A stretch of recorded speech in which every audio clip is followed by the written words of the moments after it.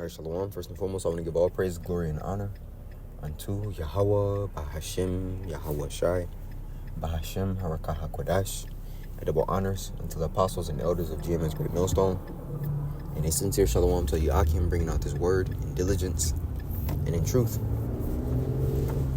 And the bulk of this lesson, is going to be coming from Psalms, the 27th chapter. And this is in transit. But meditating this morning, just thinking upon the Spirit and the point in which we're at according to prophecy, man. You have a lot of heavy prophecies, and we understand it's only a few left, but we're in a time where we're coming in to those prophecies, where they're coming into fruition, man. We were once speaking them, and as we were speaking them, hence the word prophesy to say before, as we were speaking them, we seen the gradualism, right? But now we're at a point where, it's so plain that the only way you can miss it or not understand it, which we understand the scriptures say, Romans 11:7, for the elect have obtained it, but the rest were blinded. So we understand that, it's through ultimately Yahweh Shema Shai not setting forth that light upon, Jake 2C. But it's so plain, man. The prophecies are so plain, so it's not going to leave Jake with an excuse, and that's the point. But understanding that, we're in the safest place, right? And the safest place is within the arms of Yahweh Shema Shai and being protected by that right hand, which is Yahweh Shai himself, right? But also understanding that since we're seeking refuge in that safest place, dangers are all around us, man. We're going to be in the midst of danger because we're in the safest place, right? So I want to read in the book of Psalms, the 27th chapter, starting at the top. It says, Psalms, a psalm of David. The Lord Yahweh Bahashem Yahweh Shai is my light and my salvation. Whom shall I fear? Yahweh is the strength of my life. Of whom shall I be afraid? Right? Because that's the duality of it, man. It's understanding that, to this world, you're going to be the offscoring. You're going to be a target, right? You're going to be sought after, right? That's why the scripture speaks about what? The insurrection of those that fear the Lord, right? But this is the only place in where you're actually protected, You have to make yourself a target, ultimately, to be protected by Yahweh Bashim Yahweh Shai, man. And that's not making yourself a target, carnally or doing something, that way. But just understanding that, the Lord is adverse, or should I say, righteousness is adverse unto wickedness. And the scripture says, he that departed from evil maketh himself a prey. Right? So we're targets, unto Esau, unto the niggas of our nation, the 2/3, unto all these different troubles, because we're seeking and following the path of righteousness, man. Right? But here it is. The 2/3 believe that they're okay. The people in this world believe that all is going to be well for them. And it's really going to be the opposite. They're going to be in all these troubles and not have a help from above, man.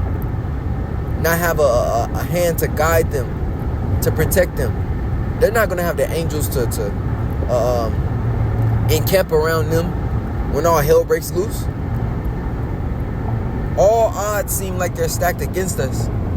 And when you take a look at what we have to make it through.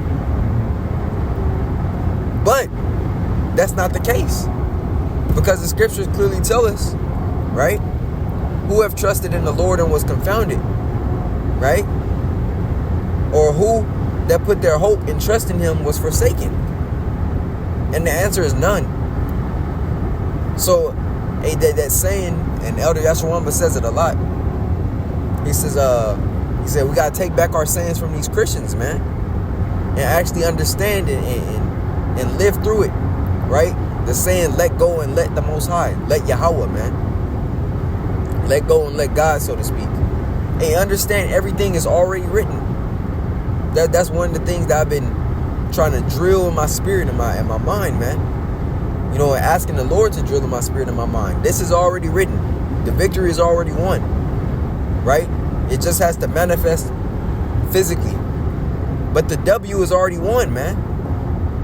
All the hells that we've already been through, it's like all the hells that we're going to go through the spirit, we've already been through them. You know? Because the elect have already obtained the W. These are the men that can't be broken. These are the men that from the foundation of the earth were always with Yahweh and Yahweh Shai, man. So continuing, verse 2 says, when the wicked, even mine enemies and my foes, right? And ultimately everybody outside of the ministry, the body of Yahweh Bashim El Shai, is an enemy. Says, when the wicked, even mine enemies and my foes, came upon me to eat up my flesh, right? To devour him, right? They stumbled and fell. And it wasn't by his own power. It wasn't by King David's own power. And he acknowledged whom the power came from. It says, though a host should encamp against me, and we understand we're going to be in these same straits, in these difficult positions. Hey, people you know coming up against you, you know, quote unquote, ratting you out, you know, trying to turn you in. Hey, Isaiah 59, an enemy shall come in like a flood, right? It says, though a host should encamp against me, my heart shall not fear. We understand it has to come to pass, right? And Yahweh Shai himself dealt with this first. It says, though war should rise against me, in this will I be confident. One thing have I desired of Yahweh Bashim El Shai, that will I seek after, that I may dwell in the house of the Lord all the days of my life, right? To be in that what? In that safe place, right? The scripture is going to go into pavilion. It says, that I may dwell all the days of my life to behold the beauty of Yahweh by Hashem Yahweh Shai, and to inquire of his temple. Right? When you read that in NLT, it says what? It says, is to live in the house of the Lord all the days of my life, delighting in the Lord's perfections. It's lucky. Delighting in the Lord's perfections and meditating in his temple. Right? Because here it is. You can have all different types of demons messing with you, you know, messing with your thoughts. You know, but reverting back to the scriptures and combating them demons is how you fight them, man. Rebuking them in the Hebrew. Right? Because it's easy, you know, to how can I say it? Basically in this fight, man, you know, Satan will say things in your mind in your voice, right? To where you got to rebuke those thoughts. You can't get in. You can't give in unto those things, man. You got to rebuke them sharply, because it's not you.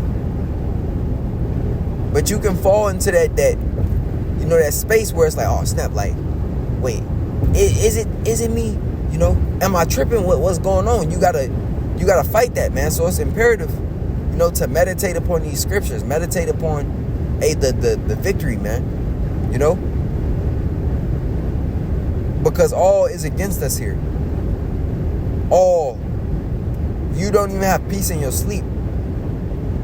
You know, first thing, you know, you wake up and you be like, fuck, you know, another day here.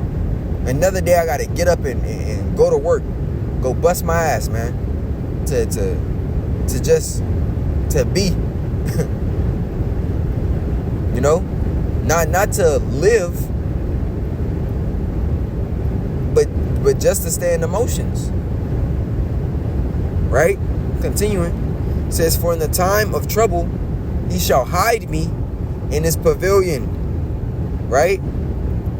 He shall hide me in his pavilion.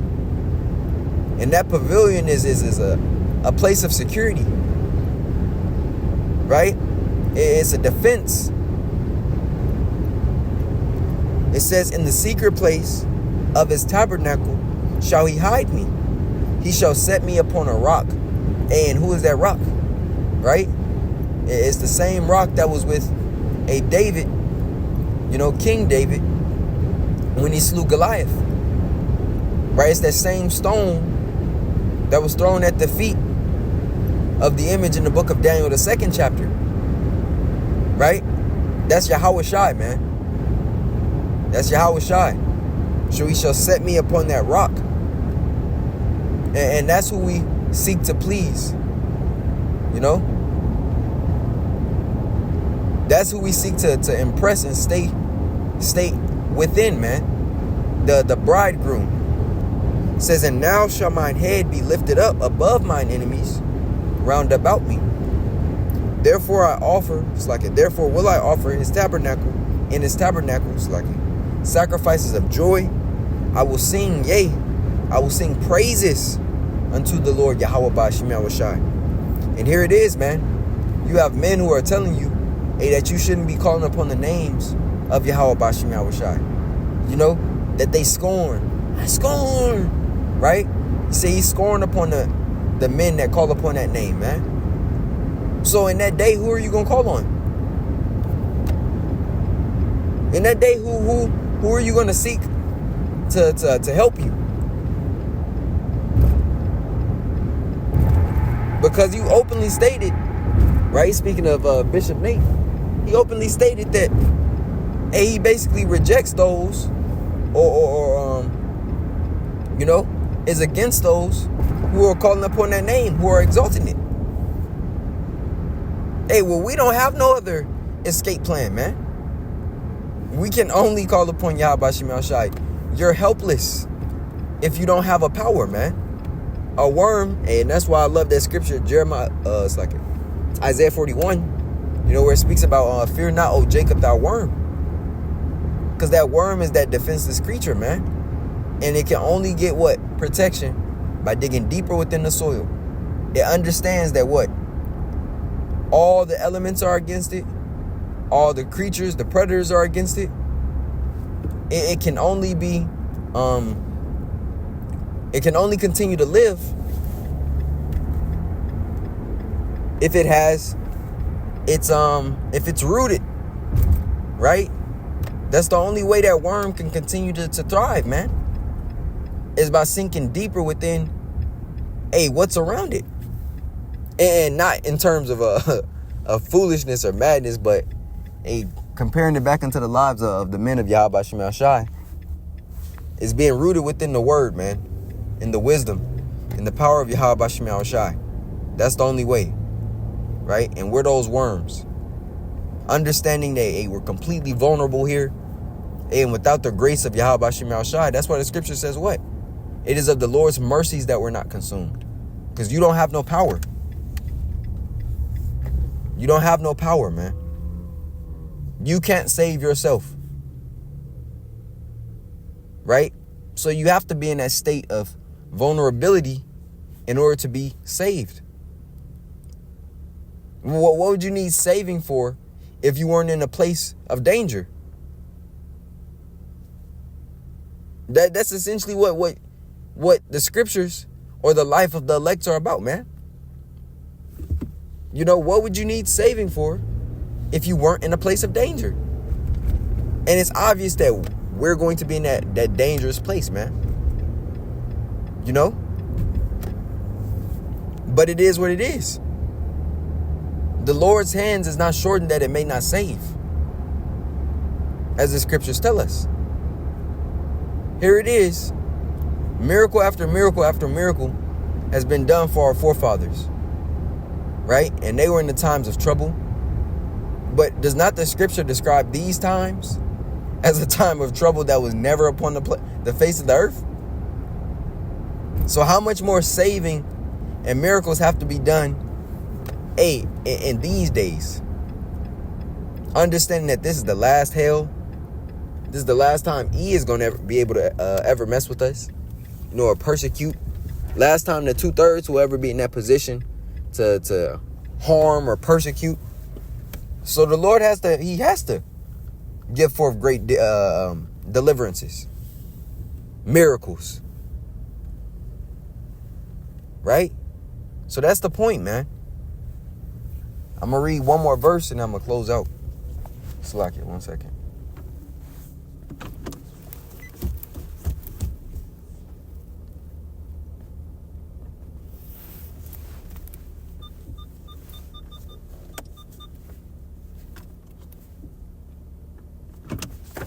This is verse 7.